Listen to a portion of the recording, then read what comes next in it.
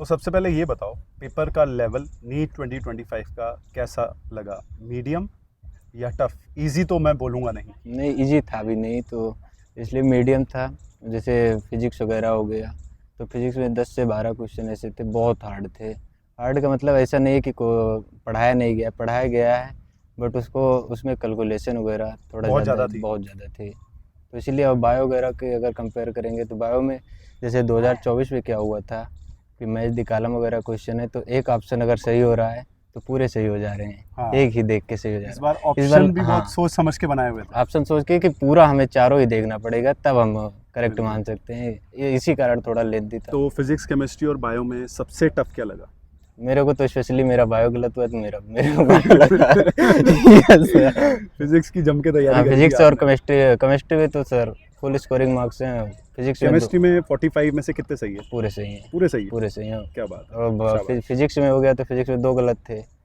Same वही bio में 5 या 6 क्वेश्चन गलत थे। जो एक्सपेक्टेड टॉपिक्स थे उन्हीं से क्वेश्चन आए या कोई नया ट्विस्ट था? नहीं, नहीं, थोड़ा मतलब क्वेश्चन पूछने का तरीका घुमा के पूछा घुमा के था। था। बस वही बच्चों को आउट दिक्कत ऑफ हुई, द बाकी सिलेबस तो नहीं, कुछ नहीं बिल्कुल था। नहीं। बिल्कुल नहीं, बायो एक वगैरह सवाल भी नहीं। एक सवाल भी नहीं था। बायो वगैरह तो एकदम पूरा एनसीईआरटी से थे, बस पूछने का तरीका थोड़ा पूछने गलत का था। तरीका, वो घुमा के बस पूछना। घुमा के सर्च रीजन फ्रेम किया था, बस बात। एनटीए ने इस बार घुमा के पूछा बस है वही मतलब। जी।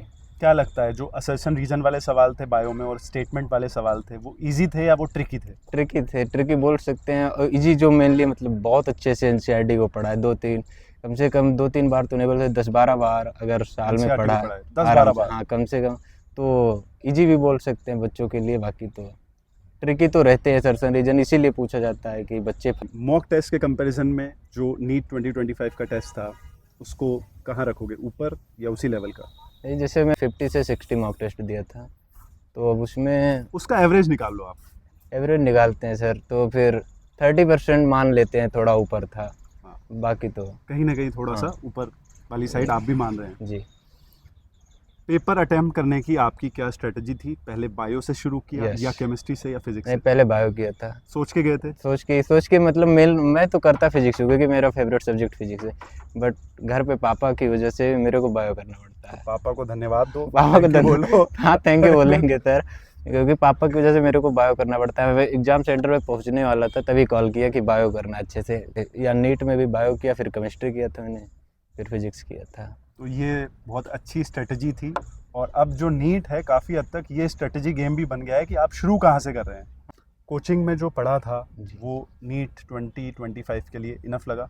पूरा इनफ ही था सर, पूरा इनफ था। थोड़ा मतलब वही बात होती है कि फिजिक्स का लेवल थोड़ा हाई था, बाकी तो बायो आउट ऑफ एनसीईआरटी एक भी क्वेश्चन नहीं था। बस हाँ कि मतलब कि वहाँ से पूछ लिए थे कि जहाँ साइंटिस्ट का इंट्रोडक्शन देते हैं, उसके नीचे जो समरी लिखी होती है, वहाँ से भी क्वेश्चन पूछ लिए थे। अब बच्चे उस पेज को नहीं पढ़ पाते हैं ना, तो इसी कारण दिक्कत होती है। और 1-2 क्वेश्चन ऐसे बाकी तो 3-4 साइंटिस्ट के नाम थे सर बायो वगैरह में, इजी इजी क्वेश्चन थे, उसको हम कई स्टूडेंट साइंटिस्ट के नाम को सीरियसली लेते नहीं है, लेते नहीं फर्स्ट हैं। पेज को सीरियसली 12 नंबर नहीं तो लेते हैं। इजी, 360 में से 12 नंबर तो इजी साइंटिस्ट के नेम ही देकर गए हैं। मुझे लगता है अब तो एनसीईआरटी को पूरा नाप तोल के जाएंगे पूरा हैं? अच्छे उसके तरीके कवर से, पे भी कुछ लिखा होगा, वो भी पढ़ वो के भी पढ़ जाएंगे, के क्या ही जाना। पता। और सर एक्सपेक्ट लोग करते हैं कि कॉकरोच अच्छे से पढ़ के जाए। इस बार मेढक से 4 क्वेश्चन पूछ लिया था, फ्रॉक से 4 क्वेश्चन पूछ लिए थे, कॉकरोच से पूछा ही नहीं था। ऐसे टॉपिक तो थे। नए नए ट्विस्ट हाँ, आ ट्विस्ट। जाते हैं, तो हाँ, उन सब के लिए तैयार होके तैयार जाना पूरा पड़ता है। अपने को पूरी तरीके से था। अब जो फ्रॉग अच्छे से पढ़ा था, 4 क्वेश्चन उसमें एक भी असर्शन रीजन नहीं था।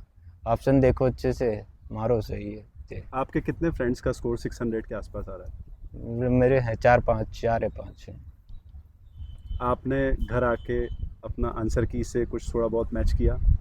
मैं पर्सनली मैं बताऊँ, मैं खुद नहीं किया था, दोस्त ने किया था, वही बताया। तो कहाँ आइडिया, कहाँ तक मार्क्स? मेरा आइडिया मार्क्स है कि मेरा मतलब कि 650 के नीचे तो नहीं रहेगा, दोस्त ने चलिए, बताया। All the best. Thank you sir. आपको आपका जो मनपसंद कॉलेज है, जो आपने सोच रखा है, होपफुली यस, आपको मिले। थैंक यू बहुत सर। ही कॉन्फिडेंट लगे आप। Yes sir. हेलो, सबसे पहले ये बताओ, नीट 2025 का पेपर को कैसे रेट करोगे? इजी, मीडियम या टफ? इजी ऑप्शन में नहीं था सर एक्चुअली, टफ था और बहुत टफ था। और मतलब फिज़िक्स बहुत ही टफ आया था, केमिस्ट्री मॉडरेट टू हार्ड का था, और बायोलॉजी मतलब लेंदी था उसका पेपर, और इजी टू मॉडरेट में रख सकते हैं। ओके, बायो को या ओवरऑल बायो को paper will be on tough side. या टफ। पेपर देखते ही पहला रिएक्शन क्या था, मतलब डर लगा या कॉन्फिडेंस आ गया? एक्चुअली मैंने बायो से अटेम्प्ट किया था पेपर अपना, तो पहले थोड़ा कॉन्फिडेंस आ गया? थोड़ा नहीं कॉन्फिडेंस तो किसी भी सेक्शन में नहीं आया था। थोड़ा मतलब ठीक लगा थोड़ा सा, बाकी फिर मतलब जैसे जैसे मैं अटेम्प्ट करती रही क्वेश्चंस, फिर डर लगा, फिर फिजिक्स को देख के बहुत डर लग गया। तो फिजिक्स में आप एंड में पहुंचे, हाँ, फिजिक्स मैंने एंड में किया ये था। अच्छा था। क्या लगता है, असर्शन रीजन और स्टेटमेंट वाले क्वेश्चन इजी थे या थोड़ा ट्रिकी थे? ट्रिकी थे थोड़ा ट्रिकी या थोड़ा ज़्यादा सा, ट्रिकी? नहीं ज़्यादा ट्रिकी थे ज़्यादा थोड़े से, tricky थे। हाँ मतलब दिमाग लगाने वाले थे ऐसा। बायो में भी? बायो में भी। मॉक टेस्ट के कंपैरिजन में जो भी दिए हो, उसके कंपैरिजन में जो नीट 2025 का पेपर था, उसको कैसे कंपेयर करना चाहोगे? आई थिंक मॉक फिर भी इजी था, स्कोरिंग था, बट रियल टेस्ट में जब हम पहुँचे तो सरप्राइज था? तो बहुत ही बड़े सरप्राइज पे सरप्राइजेस आ रहे थे। लाइक एनटीए ने पूरा दिमाग का एडवेंचर करा दिया। इस बार पेपर सडन टफ था, तो टफ था वो एक पार्ट है, लेकिन वो जो शॉक वाला पार्ट था ना, क्योंकि स्टूडेंट्स को ये एक्सपेक्टेड नहीं था, तो टफ वाला पार्ट तो था, लेकिन वो शॉक वाला पार्ट की वजह से भी बहुत सारे स्टूडेंट्स के मार्क्स में डिफरेंस आने वाला है। जी, और स्पेशली जिन लोगों ने फिजिक्स से स्टार्ट किया है, तो उन लोगों ने तो मतलब अच्छा खासा बहुत टाइम वहाँ कंज्यूम कर दिया होगा, और बहुत उसके ज़्यादा। बाद तो फिर बहुत कुछ छूटा होगा बच्चों का। इस बार बहुत सारे स्टूडेंट्स का इस बात पे भी मार्क्स डिपेंड करेंगे कि उन्होंने स्टार्ट किससे किया था। जैसे बिल्कुल। अगर बायो से स्टार्ट किया था तो बिल्कुल। उनको स्टार्ट अच्छा मिला होगा, आखिरी में आके वो जी। सरप्राइज और शॉक वाला एलिमेंट मिला होगा। जी। लेकिन अगर किसी ने पहले फिजिक्स से स्टार्ट कर दिया होगा, तो वो पूरा पेपर ही दिमाग में ये रहा होगा कि फिजिक्स कितना टफ था, और उसकी बिल्कुल। वजह से शायद बायो और केमिस्ट्री के भी आते हुए सवाल वो काफ़ी टफ लगने लग जाते हैं। बिल्कुल, बहुत सारे बच्चों, एक्चुअली क्या होता है कि जब हम पेपर अटेम्प्ट करते हैं तो माइंडसेट हमारा वो फर्स्ट या सेकंड क्वेश्चन देख के वो फिर सेट हो जाता है। बिल्कुल। तो जिन लोगों ने फिजिक्स से स्टार्ट किया होगा तो वो डर चुके होंगे, और जब तक बायो पे पहुंचे होंगे, मुझे नहीं लगता शायद कुछ बच्चे बायो पे भी पहुंचे होंगे तब जिन तक लोगों ने फिजिक्स अटेम्प्ट किया होगा। एनर्जी और ब्रेन ही एग्जॉस्ट बिल्कुल, काइंड का हो बहुत गया होगा। एग्जॉशन हुआ होगा। एग्जैक्टली। तो कुल मिला के नीट अब ये भी गेम बच गया है कि पेपर देने की स्ट्रेटजी जी। पहले उससे स्टार्ट करना चाहिए जो जी। आपका स्ट्रॉन्ग पार्ट है, या जिससे ये प्रोबेबिलिटी होती है कि वो इजी आए। जी। तो पेपर में टाइम मैनेज हो गया था या पैनिक क्रिएट हुआ था? लास्ट टाइम पे तो पैनिक ही क्रिएट हुआ था, क्योंकि बायो भी लेंदी थी, ऐसा नहीं बोल सकते कि बहुत इजी थी या हमने पहले कर ली बायो तो मतलब मैं कर ली इजीली, नहीं, उसमें भी मतलब 1 घंटा तो अप्रॉक्स लगा था, और जबकि उसमें कहते भी हैं कि फिर बायो कहीं 40-45 मिनट्स में हो जाना जी चाहिए। जी जी उसमें भी मुझे टाइम लगा था। तो अगर नीट 2025 के डिफ़िकल्टी लेवल को रेट करें फ्रॉम 1 to 10 स्केल, तो क्या रेटिंग देना चाहोगे? 100। 100? टफ ही इतना आया था, क्या बोल अब सकते हैं। पेपर जो हो गया है, तुम्हें क्या लगता है, according to you cut off कहाँ तक जा सकता है? Cut off Random guess? 550 to 600 में भी, इसके बीच में ही जाएगा। लोग तो इससे भी कम एक्सपेक्ट कर रहे हैं।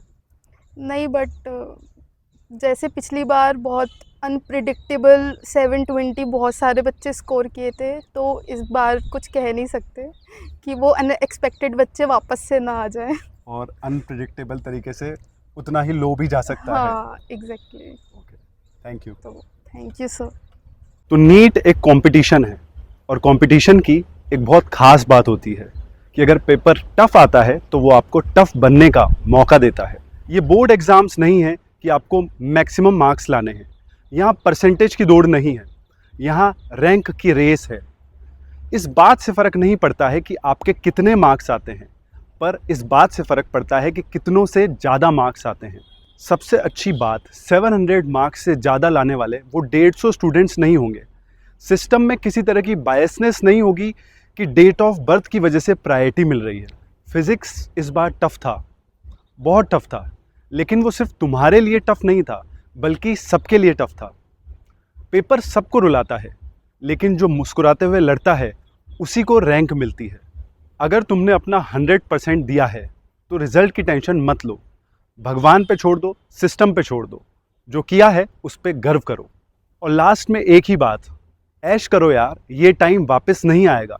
ज़िंदगी नीट से बड़ी है और तुम्हारे सपने मार्क्स से बड़े हैं। तुमने फाइट किया, वही काफ़ी है। All the best.